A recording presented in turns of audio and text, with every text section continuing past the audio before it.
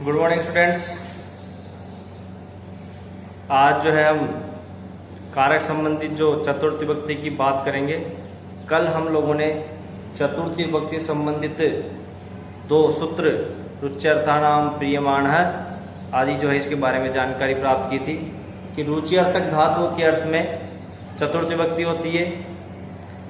बालकाय मोदकानि रोचन्ते, है ना।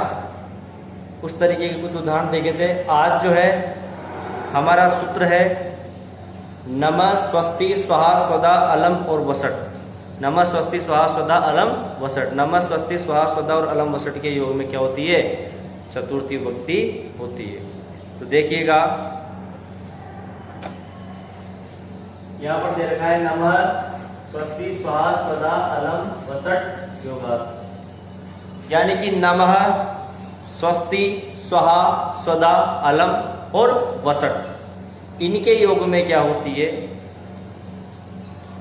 चतुर्थी विभक्ति होती है। इंपॉर्टेंट सूत्र है ये। उदाहरण भी इसमें से कई बार एग्जाम में पूछ लिए जाते हैं। 8th 9th 10th तीनों क्लास के लिए ही ये उदाहरण, ये जो सूत्र है उपयोगी है। वैसे 10th क्लास के लिए तो विशेष रूप से उपयोगी है ही सही। इसमें देखिएगा आप इसका अर्थ लिखिए।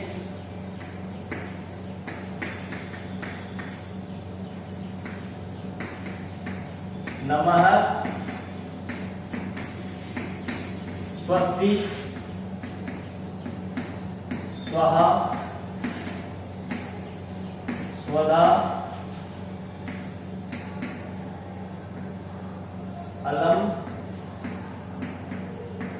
और वसट या वसट, ठीक है।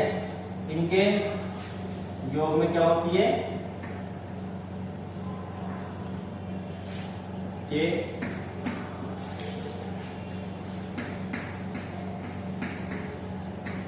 योग में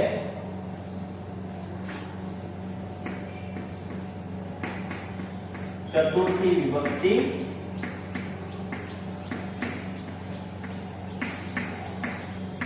होती है, ठीक है। नमः स्वस्ति स्वाहा स्वदा अलम वसट के योग में कौन सी विभक्ति होती है? चतुर्थी विभक्ति होती है। जैसे कि उदाहरण फॉर एग्जाम्पल कि पहले इसके अंदर हम लोग इसके अर्थ की बात करें तो नमः, नमः का अर्थ क्या होगा? नमस्कार।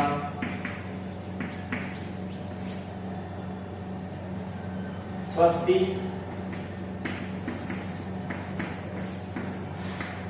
कल्याण।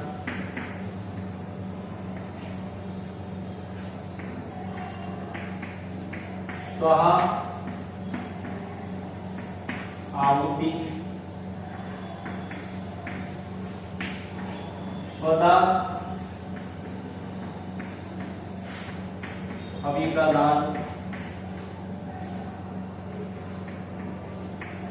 वसट,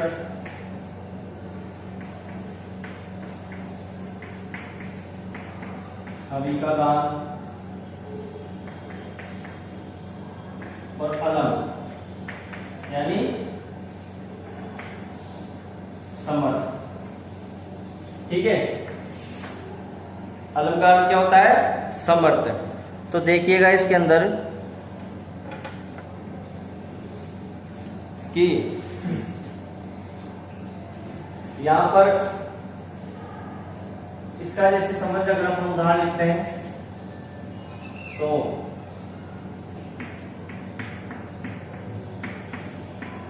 गणेशाय नमः।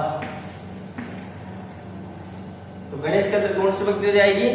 चतुर्थी, है ना, ठीक है।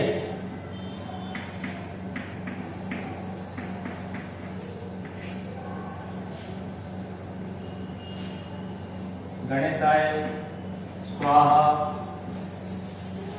गणेशाय स्वस्ति, गणेशाय स्वस्ति। तो यहां पर देखिएगा आप लोग गणेशाय स्वस्ति नंबर 3 है।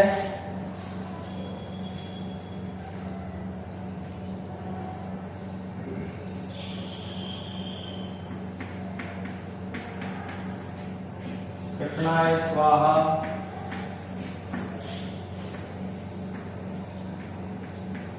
अग्नये स्वाहा,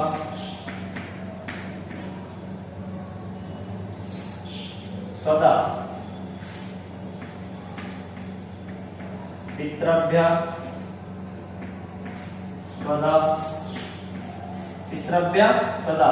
देखो यहाँ पर पितृभ्य क्यों आया है, पितरों को आहुति दी जा रही। देखो यहाँ पर दो चीज है। एक चीज देखिएगा आप, जैसे अपन लोग किसी देव के लिए अगर कोई आहुति करते हैं, है ना, तो श्री गणेशाय स्वाहा, अग्नये स्वाहा, प्रजापतये स्वाहा, तो ऐसे शब्दों में क्या होता है, स्वाहा शब्द आता है। लेकिन जब अगर अपन बात पितरों की आहुति संबंधित करते हैं तो पितरों में स्वाहा नहीं होता है, पितरों में जो क्या आता है, स्वधा, पितृभ्य स्वधा, पितरों को हवि का दान। तो पितृभ्य यानी अपन यहाँ पर तो पर्सनली किसी एक देव की बात कर रहे थे, गणेश जी के लिए तो एक वचन आएगा, इंद्र के लिए, अग्नि के लिए, वरुण के लिए, है ना, शंकर के लिए, कृष्ण के लिए, तो इसमें अपन प्रॉपरली किसी एक देव की बात कर रहे थे।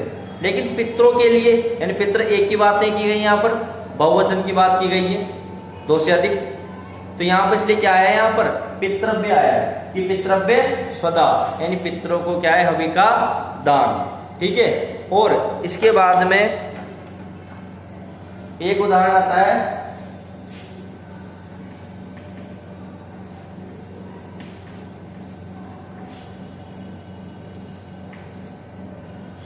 सूर्याय वसट, सूर्याय वसट, सूर्य को हवि का दान। ठीक है। और इसके बाद में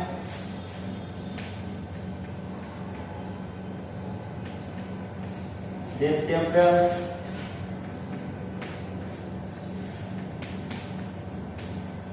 हरि अलम, दैत्यव्य हरि अलम। ठीक है। अब इसके अंदर देखो आप, नमस्ते स्वाहा स्वधा अलम के योग में कौन सी विभक्ति हो जाती है, चतुर्थी विभक्ति हो जाती है। अब यहाँ पर नमः जो है नमस्कार, स्वस्ति यानी कल्याण, स्वाहा यानी आहुति, स्वधा और वसट यानी हवि का दान, और अलम यानी समर्थ। तो यहाँ पर इनके योग में ये उदाहरण है, इंपोर्टेंट भी है, एग्जाम में डायरेक्ट ऐसे उदाहरण पूछ लिए जाते हैं, तो उदाहरणों को भी आप देख लीजिएगा। और कुछ ज्यादा कठिन नहीं है। नमस्ते स्वाहा स्वधा अलम वसट के योग में क्या होती है, चतुर्थी विभक्ति होती है ना। तो वहां पर जैसे जब कोई हवन करवाते हैं तो उस समय जो ब्राह्मण है, पंडित इस प्रकार से श्री गणेशाय नमः, श्री गणेशाय, वो गणेशाय स्वस्ति, कृष्णाय स्वाहा, अग्नये स्वाहा, वायव्य स्वाहा, इस प्रकार से वो स्वाहा स्वाहा शब्द बोलता है, तो उसके अंदर चतुर्थी विभक्ति हो जाती है, जिस देव के लिए वो बोल रहा है। इसके बाद में स्वधा की बात करते हैं। स्वधा केवल पितरों के लिए होता है, पितृभ्य स्वधा, पितृभ्य बहुवचन में आएगा, पितृभ्य स्वधा। ठीक है। यहाँ पर वसट हवि का सूर्याय वसट। ठीक है। दैत्यव्य हरि अलम, दैत्यों के लिए हरि समर्थ है। तो इस तरीके से ये जो कुछ शब्द है चतुर्थ विभक्ति संबंधित है और इंपॉर्टेंट है, बहुत ही ज्यादा इंपॉर्टेंट है। ये एग्जाम के पॉइंट ऑफ व्यू से भी जो है बहुत ज्यादा इंपॉर्टेंट है। आप इसको अपनी कॉपी में जो है नोट डाउन करिएगा। इसके बाद में जो हम आगे जो है नेक्स्ट सूत्र की बात करेंगे।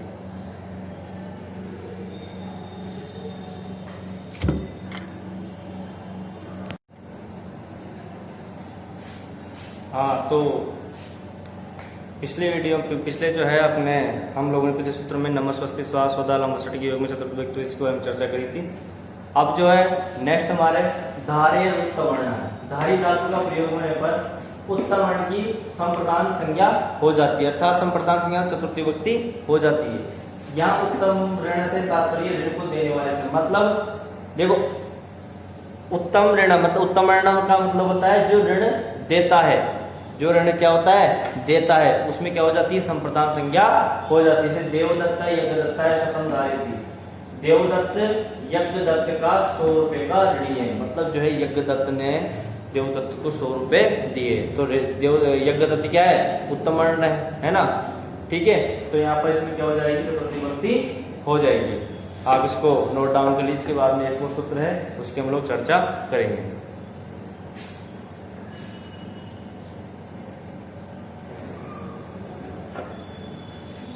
नेक्स्ट जो सूत्र है अपना तादर्थे चतुर्थी वाच्य।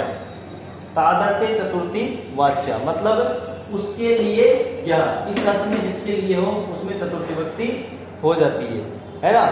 मतलब तादर्थे चतुर्थी वाच्य उसके लिए यह इस अर्थ में जिसके लिए हो, जिसके जैसे समोक्षाय हरि भजति, समोक्षाय वह मोक्ष के लिए, हरि भजति हरि को बसता है, वो मोक्ष के लिए किसको बसता है, हरि को बसता है। तो मोक्ष के अंदर क्या आएगी, चतुर्थी विभक्ति हो जाएगी, क्योंकि वो किसके लिए बच रहा है, हरि को, मोक्ष के लिए। यहाँ पे क्या है कि इस अर्थ में जिसके लिए हो मतलब मोक्ष के लिए। बालक जुड़ता है क्रंदति, बालक दूध के लिए, क्रंदति रोता है, किसके लिए रो रहा है, दूध के लिए। तो जिसके लिए वो कोई कार्य कर रहा है तो उसमें क्या हो जाती है, चतुर्थी विभक्ति हो जाती है। मोक्ष के लिए हरि को बसता है तो मोक्ष में चतुर्थी विभक्ति हो जाएगी। दूध के लिए रो रहा है तो इसके अंदर क्या हो जाएगी, चतुर्थी विभक्ति हो जाएगी। या आपके चतुर्थी विभक्ति से संबंधित जो सूत्र थे और उसके जो उदाहरण है वो आप अपने जो है कंप्लीट हो चुके हैं। कल हम लोग पंचमी विभक्ति की बात करेंगे, इसको आप नोट डाउन कर लीजिए। और आगे जो है नेक्स्ट वीडियो में हम लोग पंचमी विभक्ति से संबंधित हमारी चर्चा होगी। Thank you.